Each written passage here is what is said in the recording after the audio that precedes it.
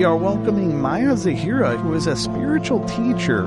She's had a whole host of negative experiences and challenges and has emerged as this incredible light and educator to help people cope with this stuff.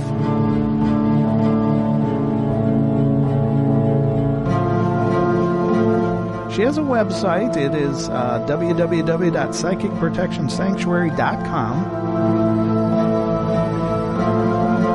She is author of her newest book, Darkness Disguised as Light, The Hidden Truth About Psychic Protection and the Illusion Matrix, which is available on Amazon, and you can find her Facebook group.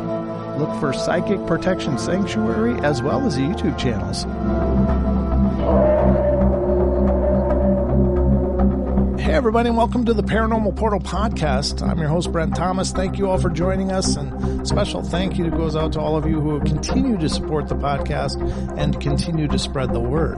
Always remember, if any of you out there have experiences of your own that you'd like to share, feel free to email me at paranormalportalradio@gmail.com. Again, paranormalportalradio@gmail.com, and you too could be a guest on the show.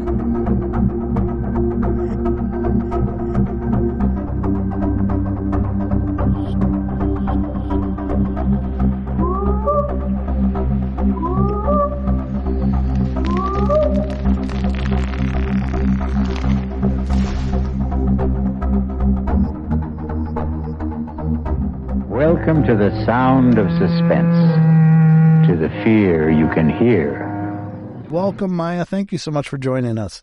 Thank you so much, Brent, for having me as a guest. I love your show. I've been listening for a couple of years, ever since I found it. And I want to say hi to all of the listeners as well. So thank you so much. Oh, yeah, you're most welcome. And thank you for reaching out and getting in touch with me.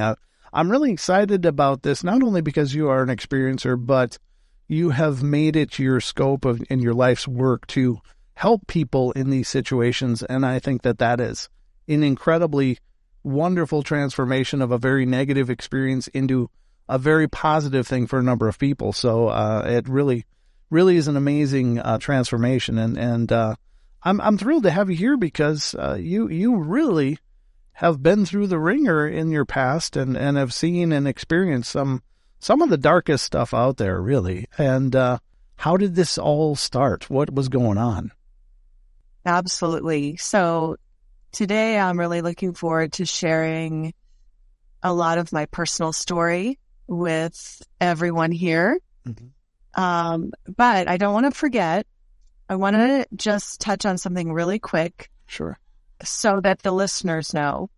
So my, Brent, thank you for announcing my first book, Darkness Disguised as Light. My second book just came out, at the beginning of this year, and it's called The Psychic Attack Source Book, Understanding and Surviving the Unimaginable. And that book is a powerhouse. Both books are good. The first book is about part of my personal story. Mm-hmm. The Psychic Attack Source Book is what you need if you are experiencing unwanted paranormal activity. It is your handbook, what to do, and also how to understand what the heck is happening. Oh, phenomenal. Yeah, I'd love to read that myself. Thank you for clarifying that. Okay, so let's get into some story. What I wanted to start with is to give some clarity here, just give some context, because I know we all experience the world differently. So as I share these stories with you, the way that I've always experienced the world since I was young and now still as an adult is through my intuitive abilities. I believe everyone's intuitive. I just happen to be a little more tuned in.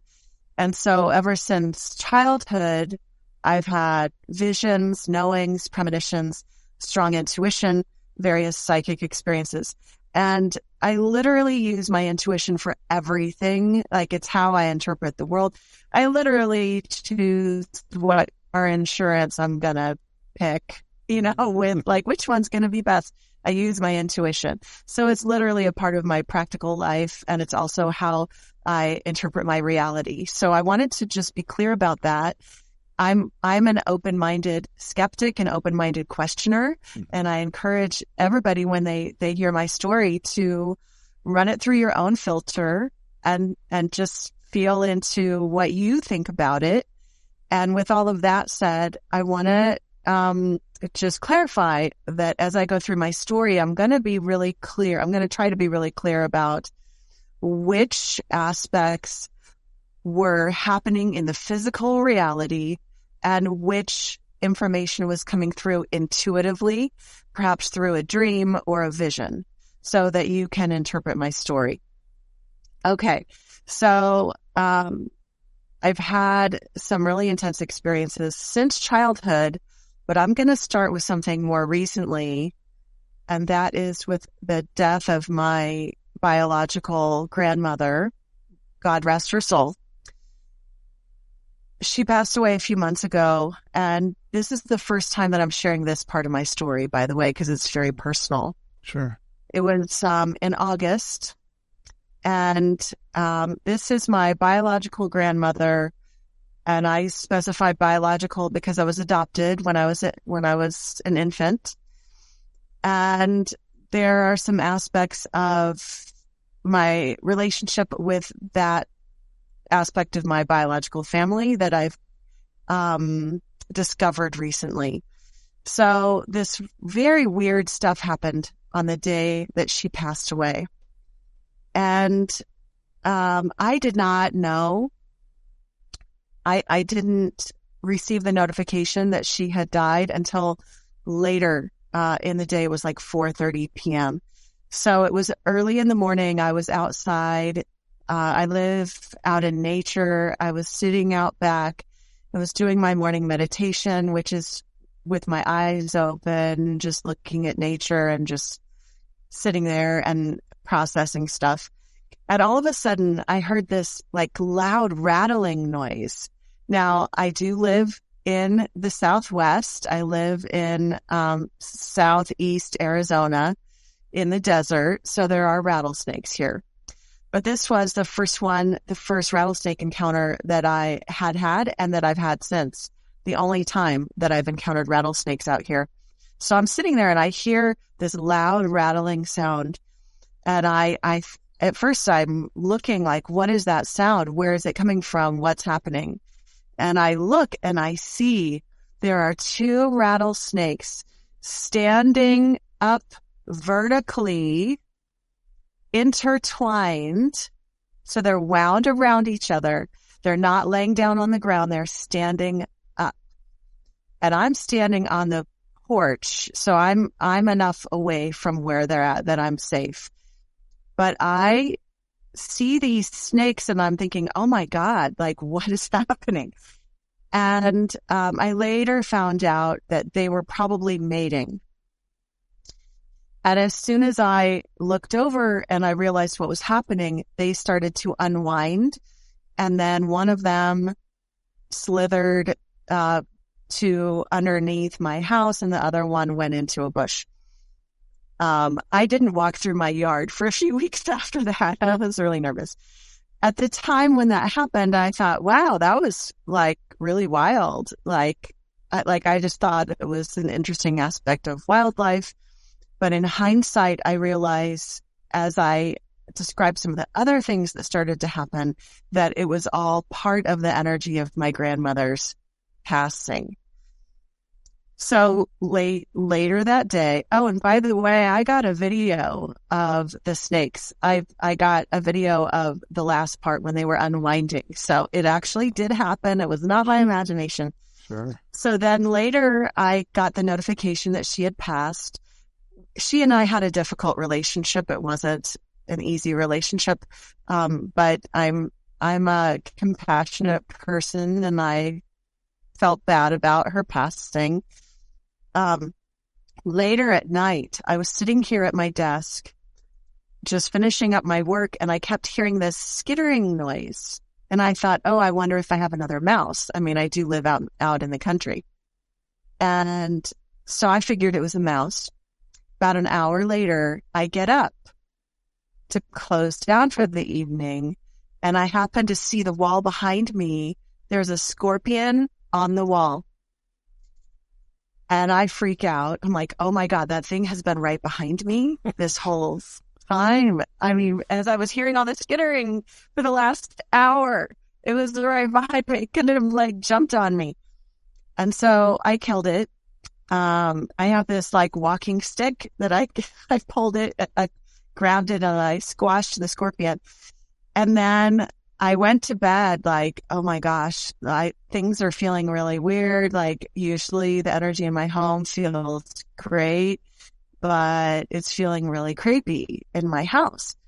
So the middle of the night, I wake up to use the restroom, and I go into the bathroom and I turn on the light, and I happen to look up, and there's a scorpion on the ceiling. Oh no. And I'm like, oh my God. And I have not had scorpions since this period, by the way. So it's not like I live in a house. I do live out in the country, but let's just, these are analytical mind here. I have not had any of these experiences since. So I grabbed that walking stick, and I was like screaming as I was like trying to poke it. And I still didn't want to recognize, though, that it was related to the passing of a family member, because I didn't want to believe that someone would basically send drive-by slime energy my way as they were on their way exiting. I didn't want to believe that. But anyway, long story short, over the next 3 weeks, my house was filled with spiders that were the size of my hand and scorpions. I didn't see any more snakes. And here we'll get into the intuitive realm here. And in my bedroom every night, I was seeing astral spiders with my psychic vision. So I was seeing spiders in the astral. So literal physical spiders. And they were real. It was not an imagination. Like I had to sweep up their remains and throw them in the trash. But then I was also seeing things in the astral, and like my whole house got taken over by this like weird energy, which was very unusual. Cause again, in my line of work, every day I'm doing cleansing. Like I'm keeping the energy of my home and myself pristine. So like literally everything got slimed, and it took me a good couple of weeks to get everything cleared out. And it also took me over a week to really recognize that, okay, this came from her. Like she slimed me on her way out. And I don't think we ever want to believe that someone would do something like that. And I don't think that she's an evil person. I don't think that she's a bad person. I think sometimes people do things because they have unresolved whatever thoughts or emotions within themselves or confusion. And so they project it. And I forgive her. But there was something else that happened intuitively. During that time, I also started to have visions, intuitive visions, where I started to see what really happened before my own birth and what happened with the circumstances of me being put up for adoption. So those of you who are skeptics, this part came through intuitively. So no one told me most of this, that this came through visions. Okay. Now, there was some information that was told to me by family members, and that would be that a year or two before my conception, one of my uncles, who is deceased, he was a teenager at that time. And the rest of the family had told me that something really weird happened to him, that it was like something really dark and evil took him over, and his behavior changed. He became like a completely different person. The younger kids in the family, my aunts and uncles, they were afraid of him. And eventually he committed suicide. He took his own life, which is tragic. Yeah. So I don't want to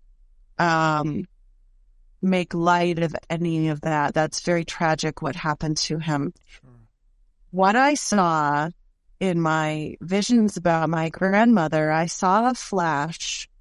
Again, this was last August when I had these visions. I had this flash where I saw her after his tragic death.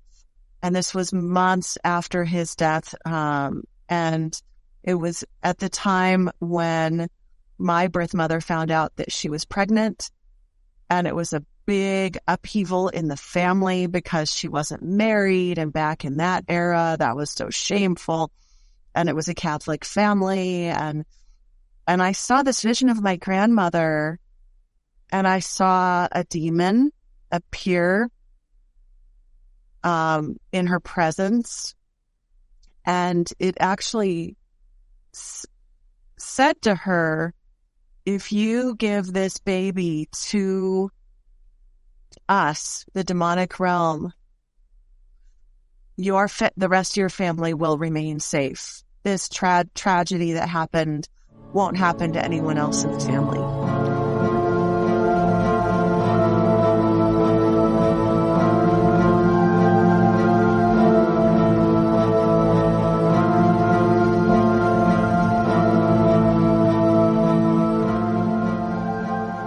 Who cured you?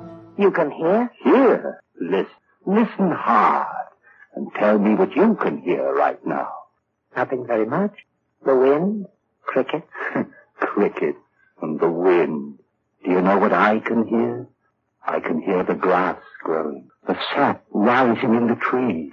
I can hear the stars moving in their courses. I can hear things that no man ever heard before.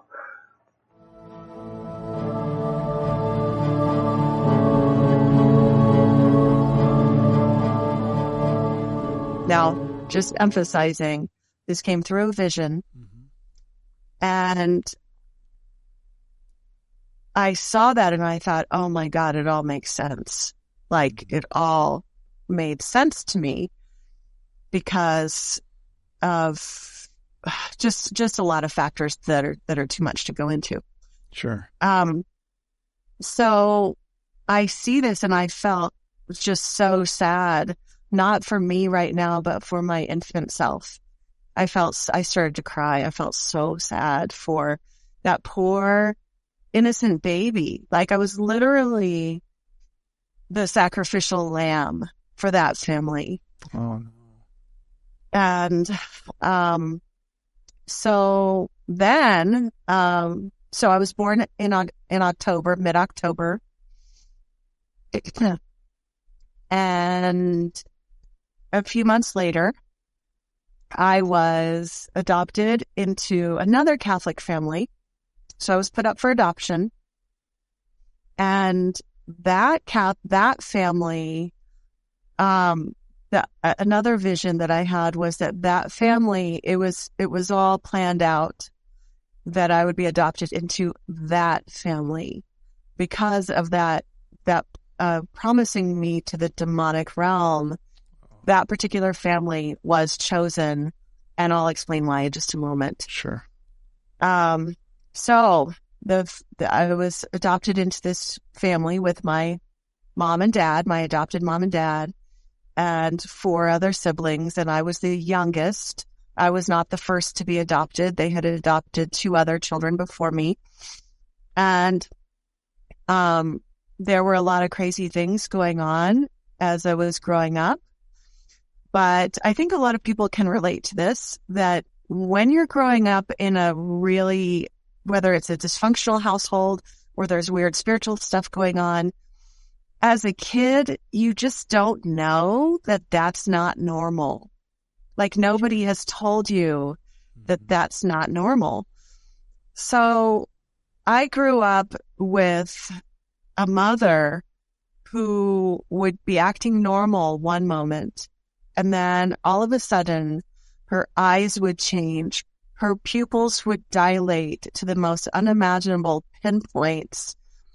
her voice would change to a man's voice, and just this low growling voice. And she would start talking about how she wanted to kill herself, and she would start growling about how she wanted to kill herself and other people. Oh, and God. I have a very vivid memory of this when I was in high school, and I was sitting at the kitchen table with her, and it was just me and her. I was talking to her about my day at school, at high school. I was 16 years old, and she was in the middle of a sentence, and all of a sudden something took her over, and she, like, her face changed, her eyes changed. And here's the thing is, nobody stepped in and said, your mother is demonically possessed. Right. Like, no one said that. My dad always was the enabler, like, oh, you must have done something to upset your mother. Otherwise, she wouldn't be acting this way. But people don't act that way. Their eyes don't change. Their voice doesn't change like that. And honestly, I was so indoctrinated into that being normal that it wasn't until midway through my adulthood that I had this epiphany that, oh my God, she was possessed. Yeah. Like, it seems weird, but I'm sure that there are listeners who will relate to this, that once you've had some really outlandish experiences, and you don't have as a kid or as a teenager, you don't have a framework for how to understand it. And then as an adult, suddenly it clicks and you go, oh my God, how did I not know that? Right. Wow. That's frightening. Yeah. So that's the environment that I grew up in. And it was scary. And when I was a child and into adolescence, I was having, as I mentioned before, I was having visions. I was having spiritual visions, downloads, and premonition dreams. When I was an adolescent, that's when those experiences really ramped up. And I think I was a preteen when the first really big thing happened. I was riding my bike with my best friend at the time, and I lived in Southern California, and we were riding through the neighborhoods, and then at the end of the neighborhood was this shopping center and a parking lot. So we were riding behind the shops, and all of a sudden I felt this chill down my spine. It was so strong that I suddenly put my feet down. I was pedaling my back. I was pedaling my bike. I suddenly put my feet down on the ground and stopped because this feeling was so powerful. And I looked to my left, and I was right behind the mortuary. No. And I saw with my, so this wasn't like a vision state where I go into this altered state. I was just there on my bike, and I looked over, and there was an old man who was see-through. So he was transparent, and he was standing there on the stoop.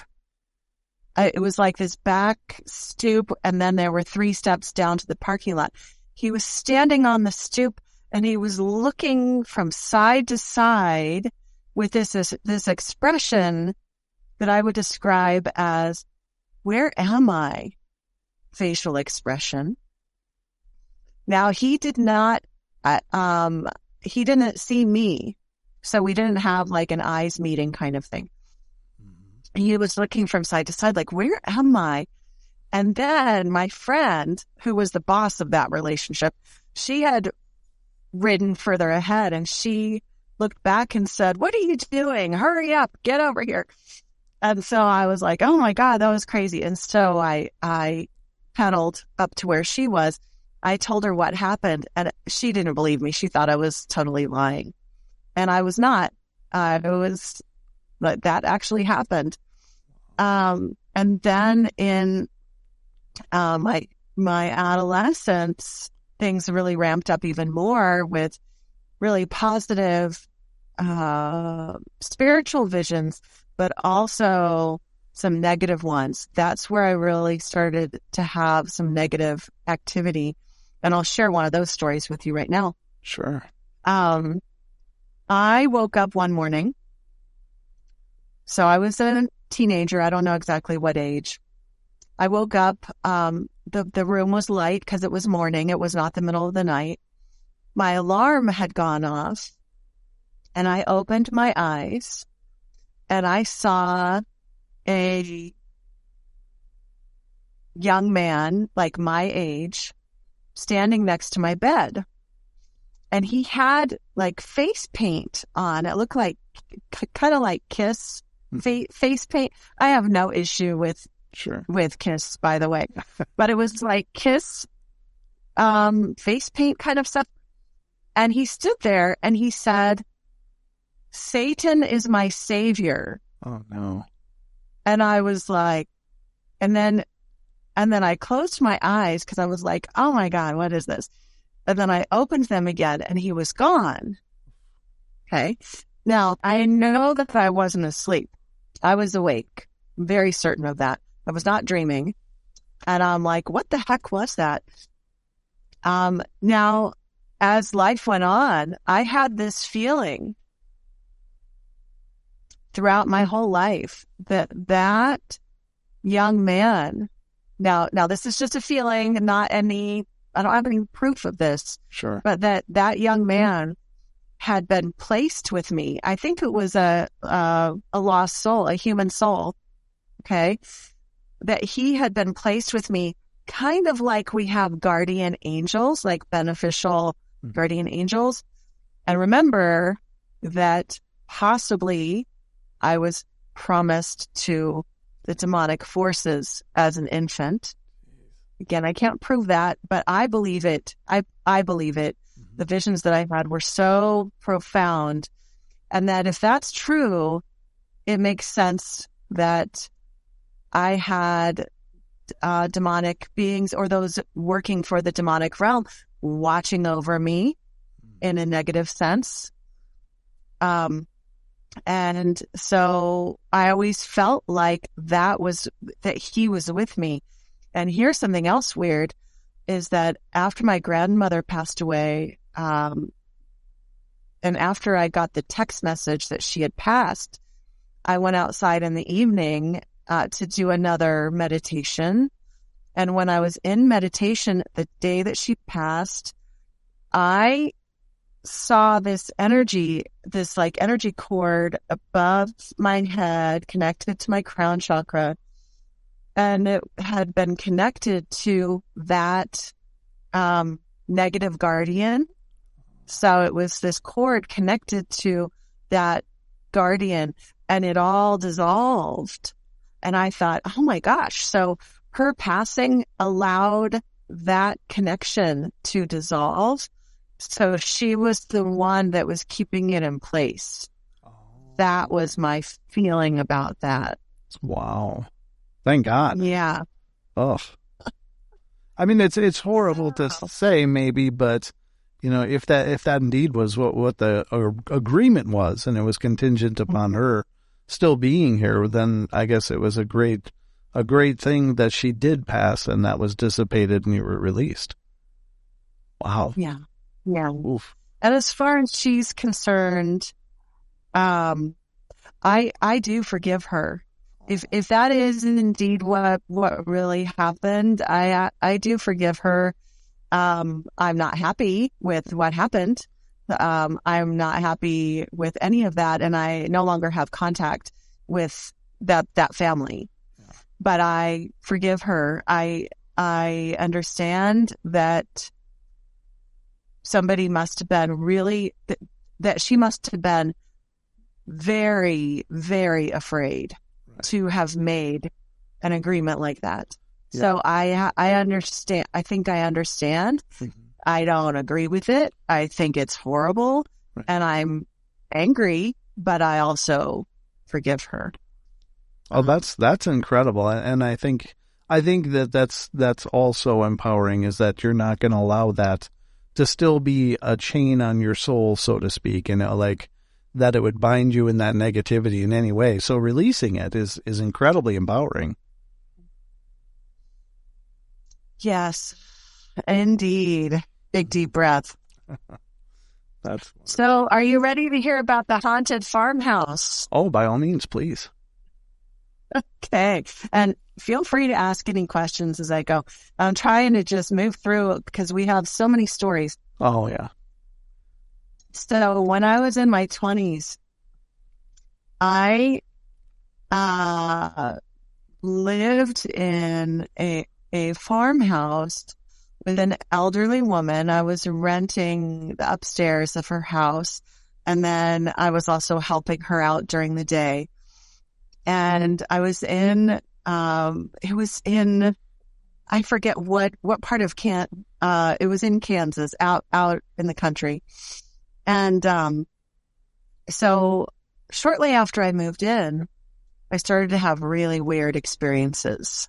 Mm-hmm. And so the first thing was that I was spending a lot of time upstairs. So I was like just in this one room, my bedroom, and I would be just sitting there talking on the phone or doing whatever I was doing, and I would see a spirit.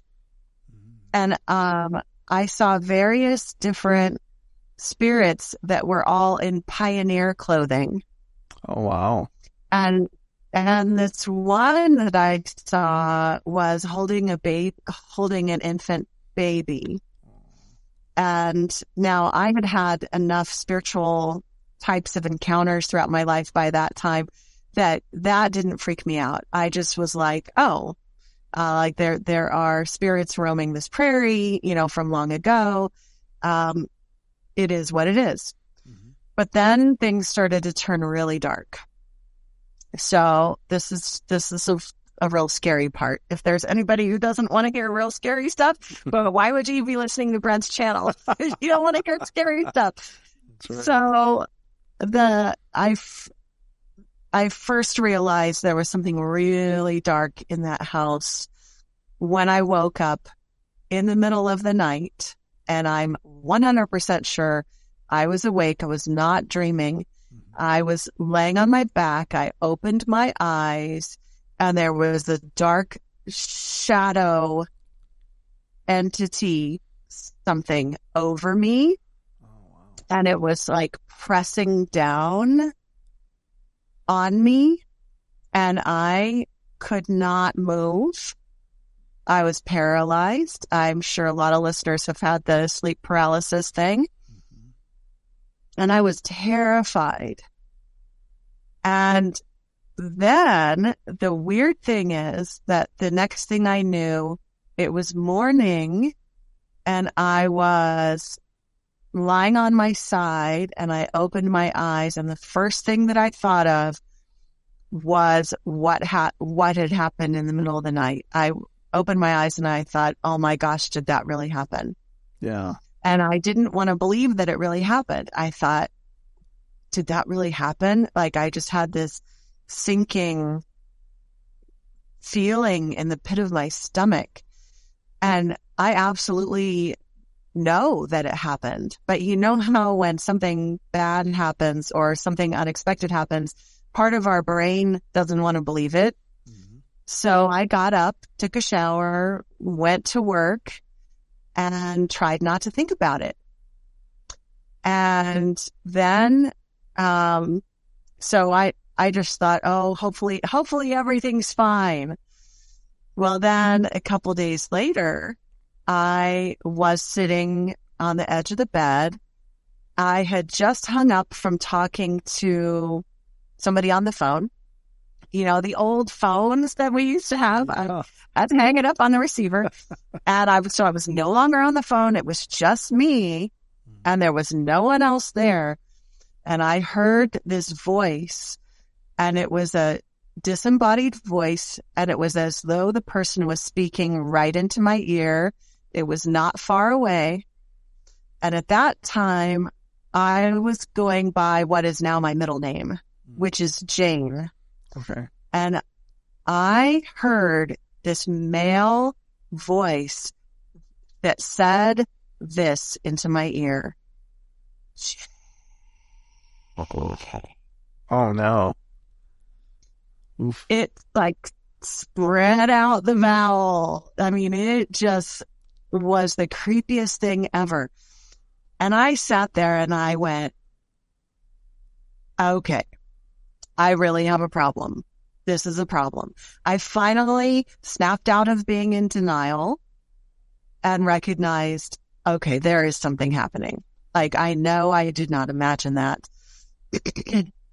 And so back then in my 20s, and I'm 50 now, back then I did not know how to clear like an entity or anything like that.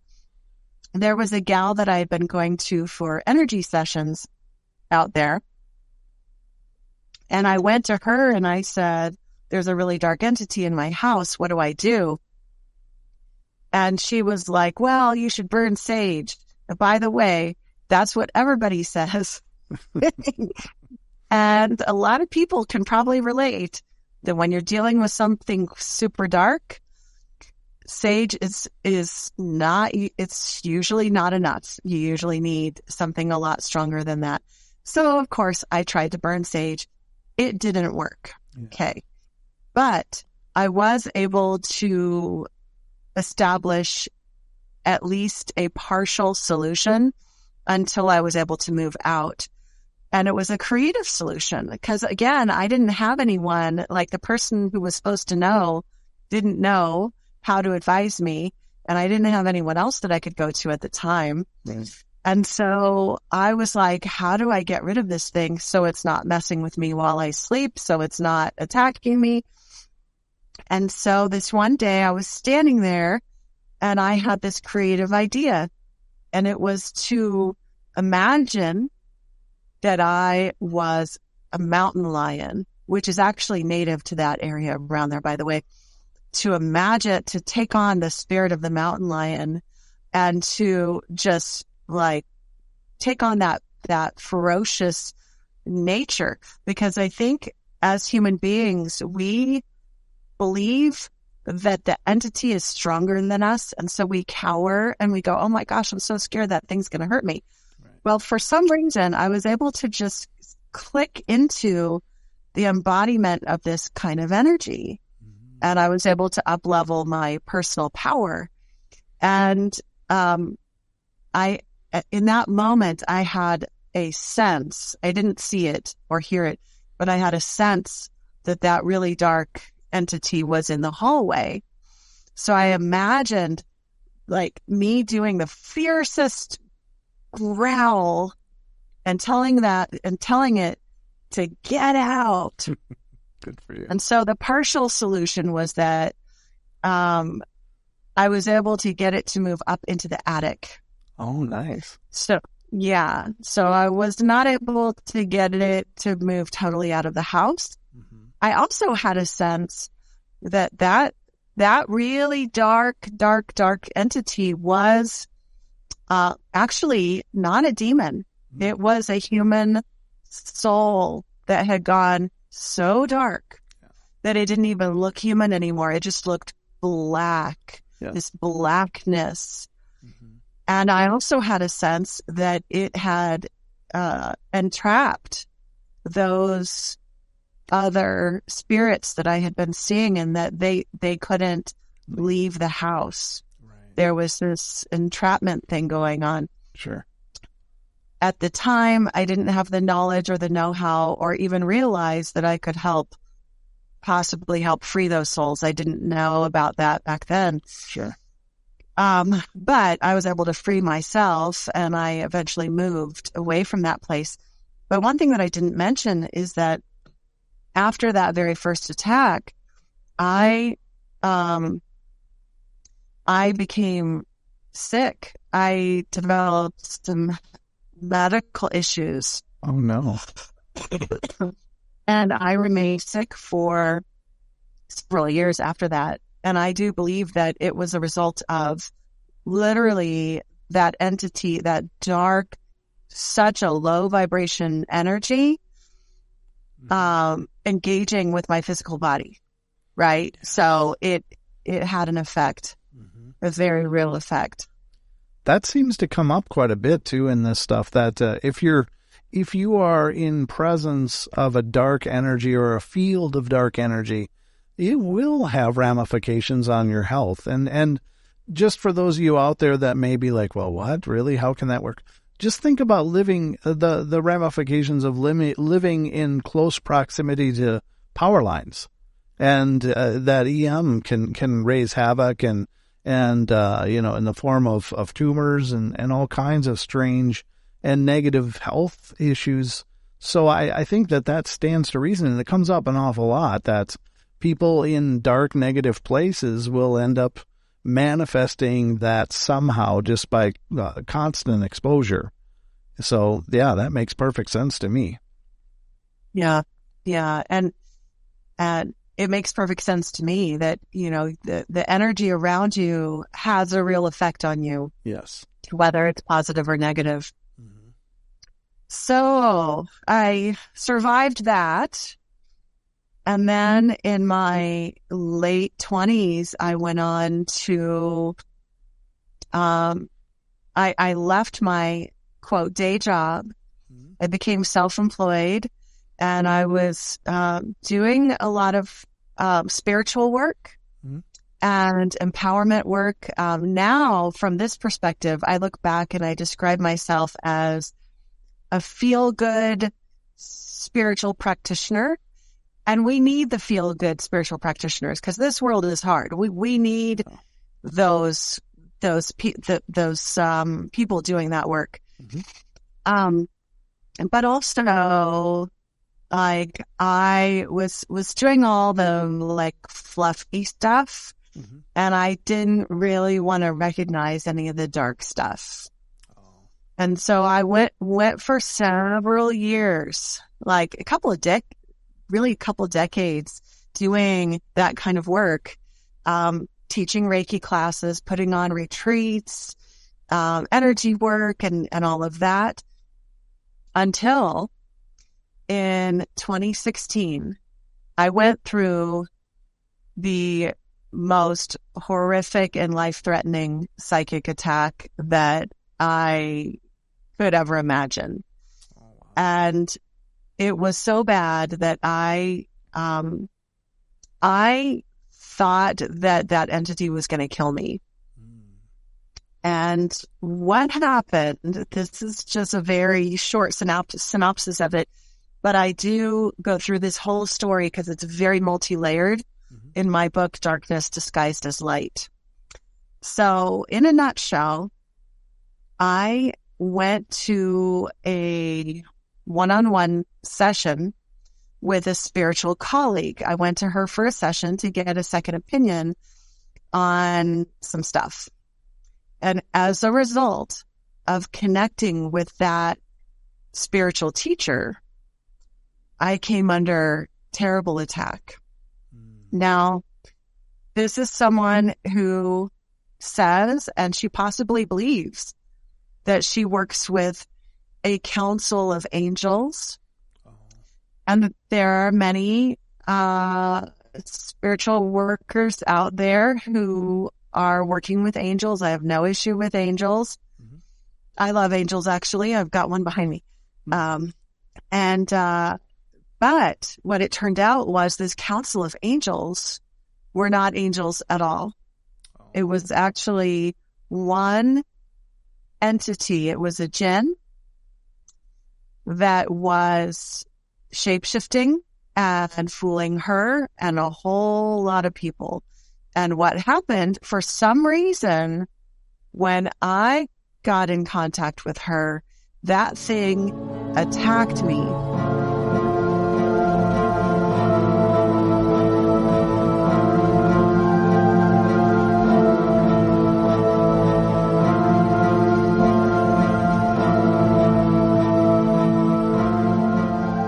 I know you've come to kill me.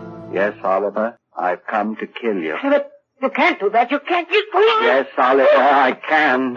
And I have to. Oh, please don't struggle like that.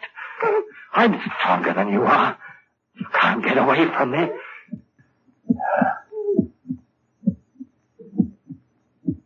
That noise. Hear it? It's your heart. Beating, pounding, driving the blood through your veins. Beating more slowly now. Slower and fainter.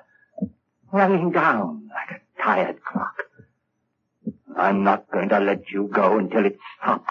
So don't struggle. Don't struggle, please. Just a few seconds more. I can hardly hear it now. Just a faint, throbbing murmur. And now, even that's gone. Yes, it stopped. And you're dead.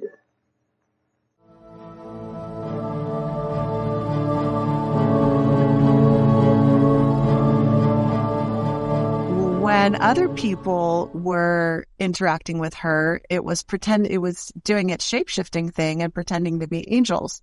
So for some reason, it was very threatened by me. And the thing was it took me a good 3 weeks to figure out what was going on, because again, I didn't want to believe that this was coming from that person who is like, this person is a lovely woman. Like, she seems lovely. Mm-hmm. Why would this be coming from her?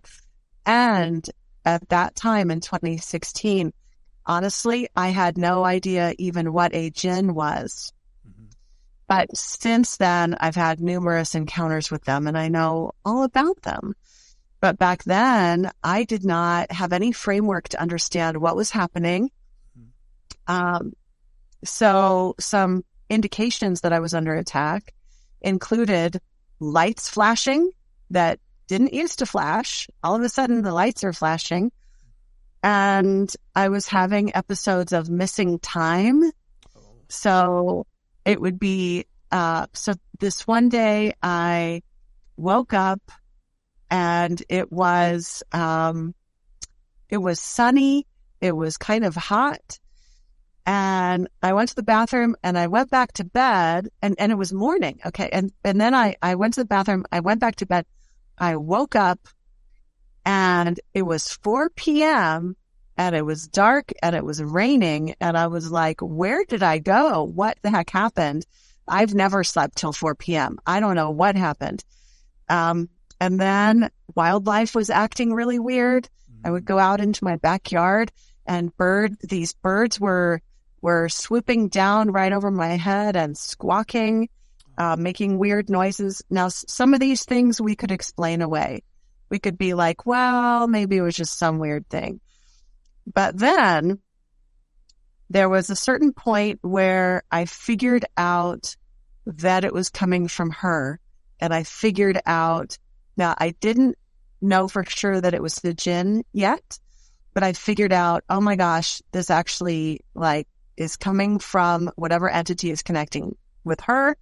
Okay. And so I tried to warn one of her students. I texted her and I said, I think you need to be really careful. I think we should talk soon. There's some things that I want to talk to you about. And so I sent her this warning. And then that night I went to bed and I woke up in the middle of the night. And again, I'm 1000% sure I was awake. I was not dreaming. Okay. I was on my back. I was laying on my back. I opened my eyes. The reason why I woke up was because something had jarred my physical body. And when my eyes flew open and I saw this entity that was like, it looked like electricity. It was like plasma, okay, which is what jinn are made of, by the way. They're made of plasma. And it was this plasma energy pulsating. And from this energy, part of it reached down like into my shoulder, into my body, and tried to yank my soul out of my body. Oh, geez. And I can't even tell this story in a way that describes how that instant was the most terrifying moment of my entire life. And afterwards, now it did not succeed in pulling my soul out of my body, but then in the next moment, I received a telepathic message. Now, if anyone listening to this has ever experienced real telepathy, not just a thought in your like your own thoughts in your mind, but something or someone else's voice booming inside your head. It's a very distinct experience. And I heard this being's voice. It sounded like a male voice. It boomed, this booming loud voice inside my skull. And it said, "Don't mess with her. She's mine." Oh, no. Wow. And I could feel the energy coming from this being. It was wrath. That is the emotion. It was just emanating wrath, not anything else, just wrathful energy toward me. And then I saw it expand into this so it went from being this indistinct energy form to where each side of it expanded so that it looked like it sort of had wings, like an angel. And I turned onto my side, like in a protective kind of motion with my arms over my head, turned onto my side, and I was hyperventilating and sobbing. And I stayed in that position until dawn. I think it was 2 or 3 hours sobbing. And I was terrified because I still didn't understand. I was trying to figure out, was that an angel? Do angels attack people? What the heck was that? And it literally took me having a couple of other jinn encounters later on in the future, which we'll talk about another time, that helped me 100% validate and compare the patterns and to know with absolute certainty that absolutely was a jinn, because I could compare and know through various other experiences, which I'm grateful that I had those other experiences because it helped me truly validate, because I went through a couple of years after that not being completely sure, like, what exactly was that? And now I can say years later, I'm 100% sure. I know exactly what jinn entities look like, feel like, sound like, how they operate, and I know what their patterns are. That was a very difficult entity to get rid of. It took me a few weeks. And I will caution everyone, I will say that in my experience, jinn are exceedingly dangerous. And if we go in with a fiery, provocative kind of clearing technique, they usually lash back really hard. In other words, they might murder your pets. They might cause harm to you. I mean, they are psychopaths. Yeah. They are psychopathic. They do not respond well to strong boundary setting. So there are creative ways that I have figured out, which maybe we can talk about in another interview. Yeah.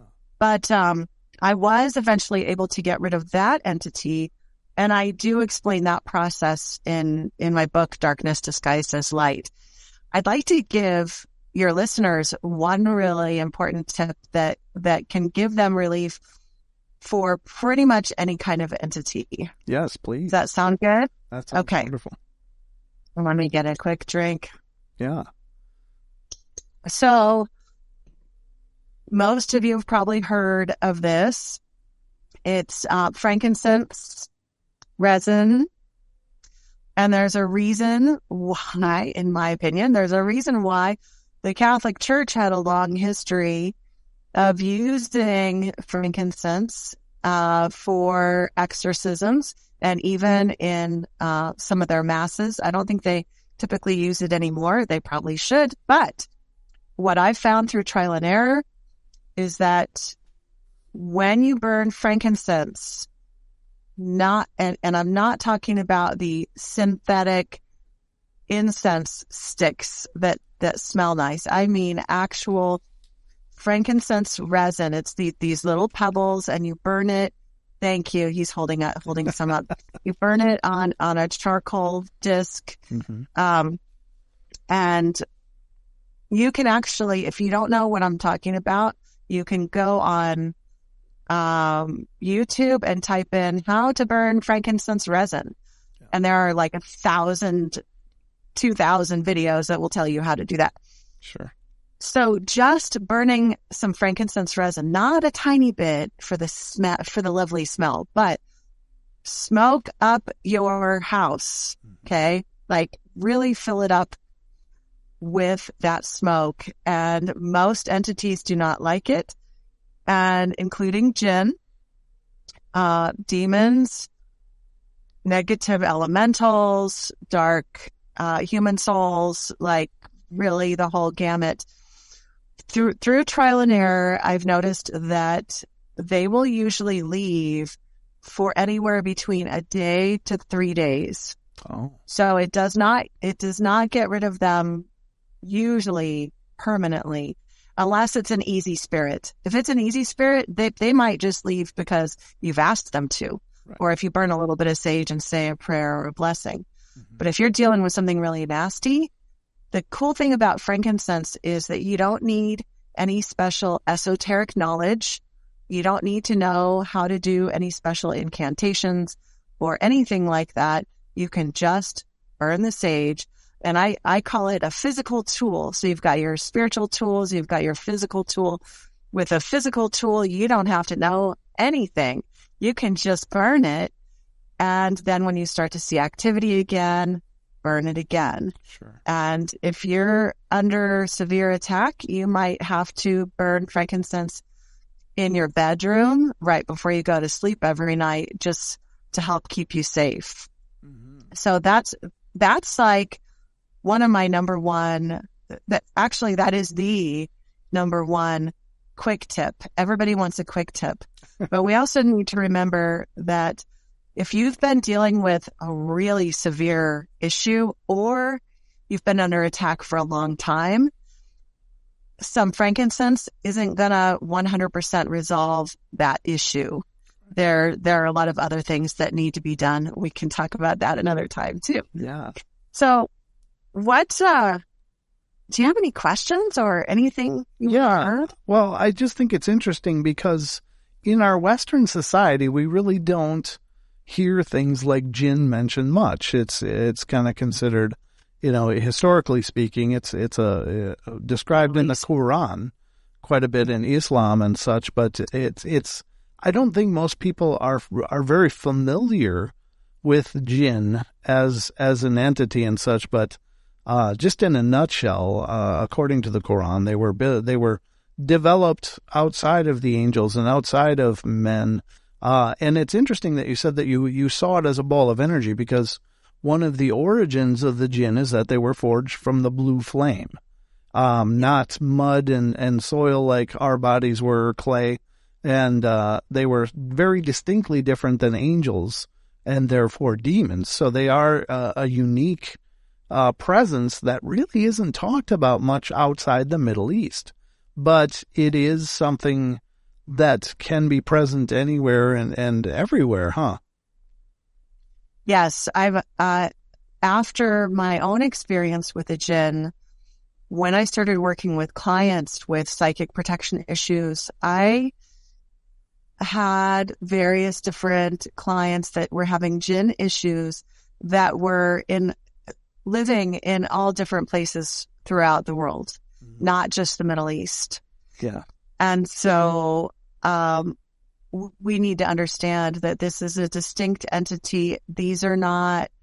It's not a synonym for demons. A lot of people lump it all together. They are two different kinds of beings.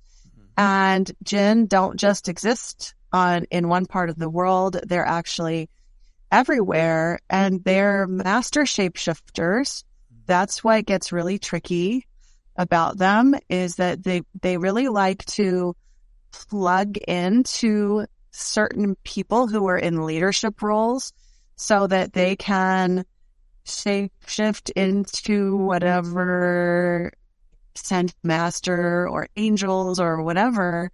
And so then that spiritual teacher connects with their following, and that entity gets to feed off of all of the jinn loves to feed off of the energy of adoration. It loves to be adored. Okay. Now, so that's a very prevalent issue that I'm seeing in spiritual communities, is that they're getting hijacked. Is there any, how do I say this? Is there any methods by which a person can determine what kind of presence they're dealing with, just the lay person, or does it take much more comprehensive investigation to really figure out what they're dealing with? It's kind of somewhere in between. Okay. So there's not just an easy way that a lay person can just go through these 3 steps and now they know what all the entities are. Sure. But what I would say is that you can learn have the knowledge, develop the knowledge of how different entities behave and how they might show up. Okay. And I do have information about that in my recent book, the Psychic Attack Source Book. Okay. About some of the patterns of how they show up, some of the different entities. But I'm sure that information is out there in other ways as well. So if you gain the knowledge of how they interact, like certain kinds of entities are going to be shapeshifters. Some entities might make the room cold, or there might be a smell of sulfur or something rotting. That's an indication of certain kinds of entities, etc. Right. So I think, and I was just I just did a video on this the other day, that it's really important to know what it is that you're trying to clear instead of just trying to throw spaghetti at the wall and just throw stuff. Oh, I've got some activity in my house. Let's try to clear it. Well, it's probably better to find out what you're trying to clear before you clear it, because you could actually make it worse. Right. Yeah. So actually I'm going to circle back and finish your question. So the first is the knowledge, to have the knowledge so you understand the patterns and the behaviors. But I also strongly recommend that people develop their intuitive abilities, and whether that is really learning how your gut feelings come through for you and learning how to trust that, or even developing what we might call our psychic abilities, where you learn how to hone those different skills. That's one thing that I teach. You could also develop your skills in using a tool like a pendulum to test yes and no. Am I dealing with this kind of entity? Yes or no.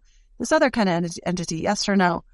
That is actually, the pendulum is a really straightforward tool that a layperson could learn how to use, even without feeling like they're psychic. If they could develop the ability to use a tool like that, then they could test they could go through the list of entities and test each one. And using a pendulum, you could also test whether you have any portals in your space and where they are. Because if you clear out an entity, but there's just an open doorway where stuff is pouring through, you kind of need to take care of that too.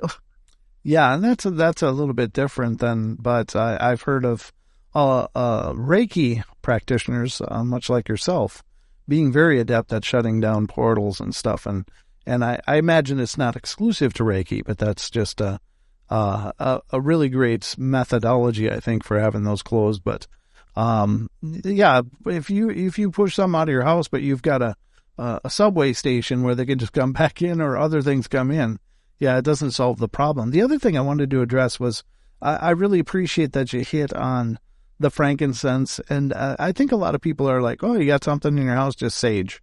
Well, sage, I think generally speaking, is great for knocking down energy and for stabilizing energy, just like in the smudging rituals of the First Nations and such. It's not really exercising or pushing away negativity. It's just basically cleansing yourself and cleansing your environment. I do think sage is really important because just by virtue of living in a space, we are always imprinting on it. And if you're going through a time of trials or struggles and such, your energy is going to be much more, I don't know, I don't want to say negative, but it's certainly not a peaceful kind of energy. And things like sage, I think, are very powerful for helping to flatline that and help to even out that atmosphere. But it's not a curative for negative hauntings per se. And so I really appreciate that you addressed that. Yeah, absolutely. I 100% agree. That's really cool. I really appreciate you taking all this time and especially for the advice and just walking us through your journey. There's no doubt that what you've experienced is probably both parts horrifying. But again, I just think it's so phenomenal that despite this lifetime of trials and obstacles, that you've transformed it into something so positive and are able to utilize those experiences to help.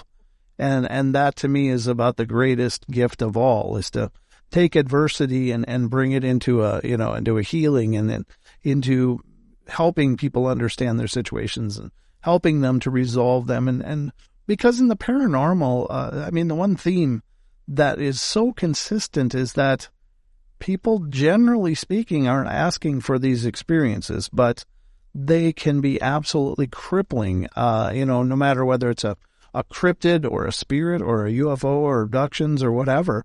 These things are incredibly intrusive events that reshape people, and usually not in a real good way, at least in several.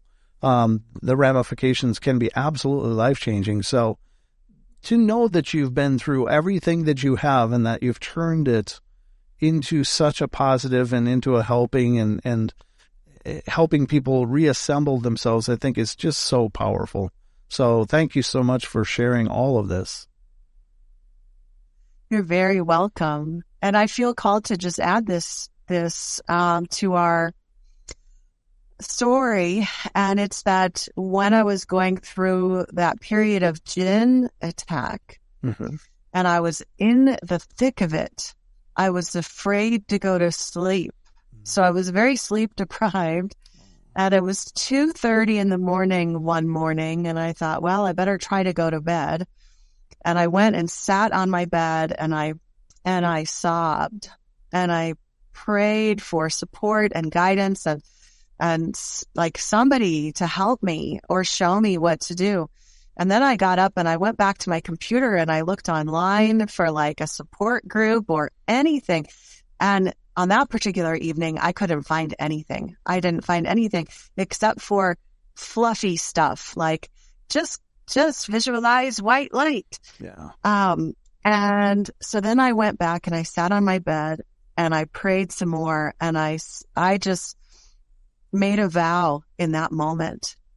I said to myself, you know what? If I'm going through this, I just know in my bones that I'm not the only person having an experience like this. I know that there are other people out there experiencing these types of things. And it is so horrible going through this alone.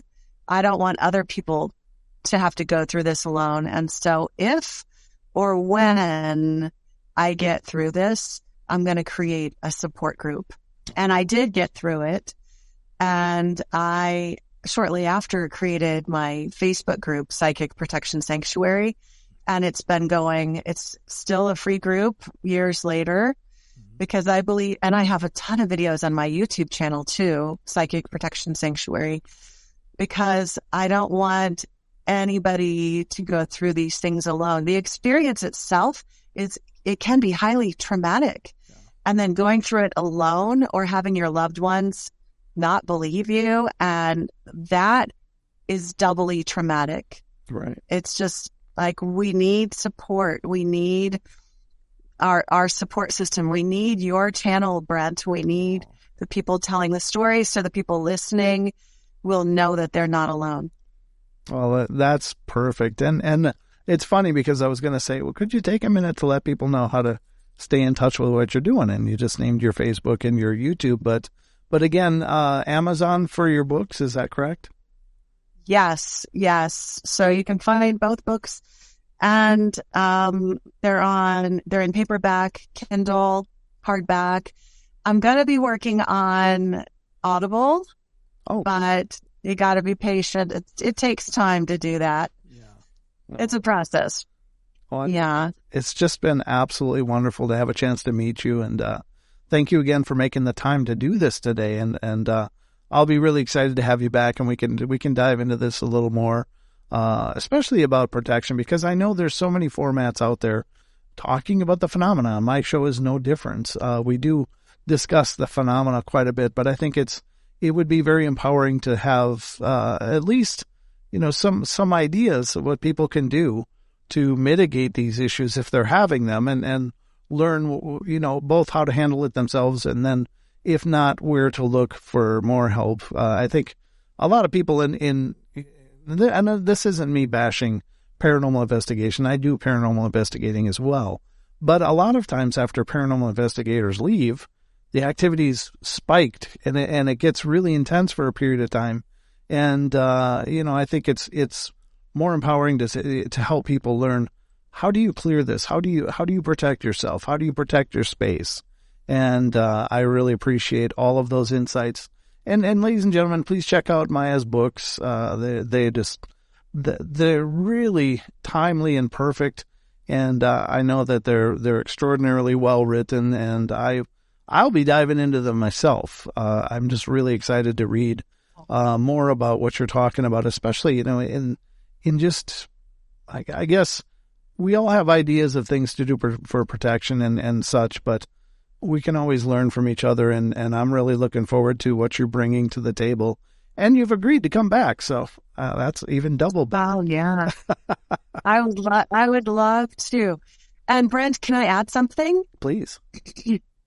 So if there's anybody listening to this, watching this, who is really struggling, and you feel like you need more, like you need some mentorship to help you go through step by step in how to get free of the struggle that you're going through, I do actually have a paid program.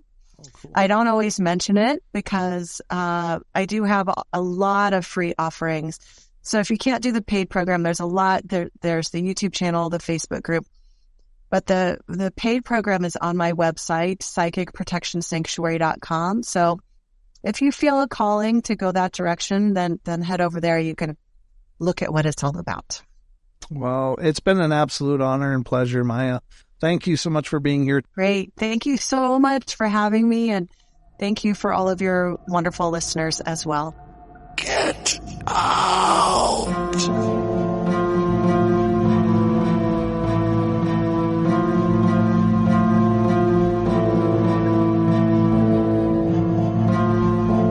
All right, guys, thank you so much for joining us here on tonight's show. I hope you guys enjoyed it. Please feel free to follow us on Facebook, facebook.com/paranormalportalradio, as well as finding us on Twitter. We're on Twitter at Paranormal Portal, PORTL. And we'd love to have you stop by our YouTube page and subscribe and check out our shows there. We got hundreds of shows, Journeys into the Paranormal Portal. So I hope you'll check it out, guys. We're over there at youtube.com/paranormal portal. So hope to see you guys soon.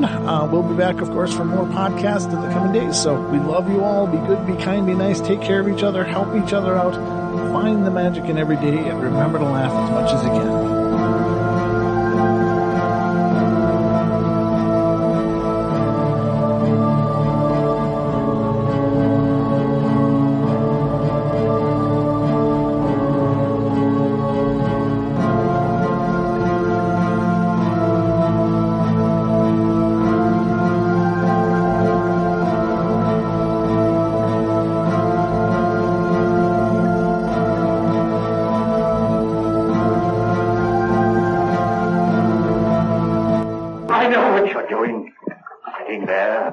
You haven't heard, making me stay here and listen to it, beating louder and louder and louder. All right, I confess. I killed him. His body is right underneath you, under the floor. I killed him, and that noise you hear is his heart. The beating of his telltale heart.